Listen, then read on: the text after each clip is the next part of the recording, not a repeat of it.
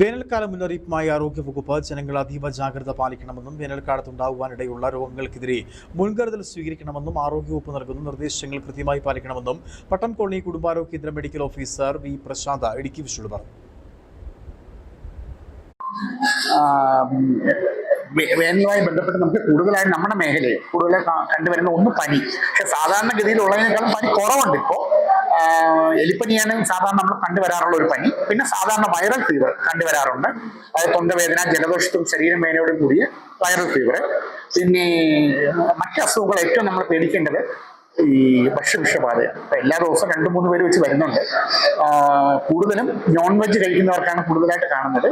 പിന്നെ ഈ അടുത്ത കാലത്തായിട്ട് പല സ്ഥലങ്ങളിൽ, ഇന്ത്യയിൽ ബോംബെയിൽ ഇപ്പൊ കണ്ടില്ല, 2 ദിവസം മുമ്പ് തണ്ണിമത്തം കഴിച്ചൊരു വീട്ടിലെ 4 പേര് മരിച്ചത്.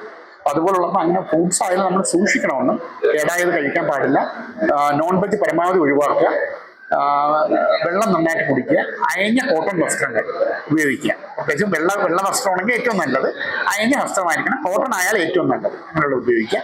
ഡയറക്റ്റ് വെയിൽ ഏൽക്കാതിരിക്കുക, കുട ഉപയോഗിക്കുക.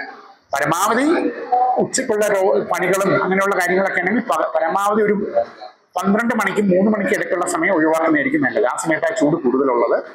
പിന്നെ അപ്പോൾ സൂര്യതാപം ഏൽക്കാനുള്ള സാധ്യതയുണ്ട് ആ സമയത്ത്. പിന്നെ വെള്ളം കുടിക്കുക നന്നായിട്ട്. ORS ലായനിയോ അല്ലെങ്കിൽ കരിക്കും വെള്ളം അല്ലെങ്കിൽ നാരങ്ങ വെള്ളം നന്നായിട്ട് കുടിക്കുക.